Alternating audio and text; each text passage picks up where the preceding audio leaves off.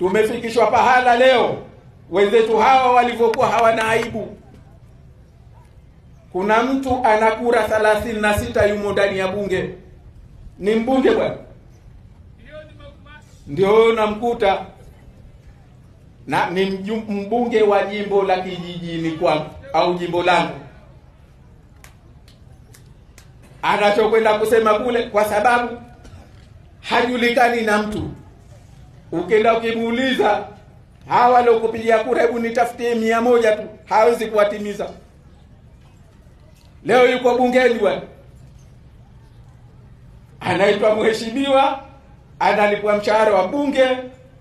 Kikubwa alichoweza kusema, mimi sijawahi kumsikia kusema bungeni. Nimemsikia juzi anasema yule Masakarua, sijui ilikuwaje mkamrudi, ilikuwa arudishwe kwao Kenya na mitungi ya gesi, kwamba eti karudishwa, hakupigwa. Sasa lazima utakuwa na wabunge wa namna hiyo, kwa sababu wenyewe wameingia kwa njia za wizi, wenyewe wameingia kwa njia ya dhulma, kwake yeye kushabikia dhulma, kwake yeye kushabikia wizi, kwake yeye kushabikia uhuni. Hao ni jambo kubwa, ndio kazi aliyokwenda kufanya.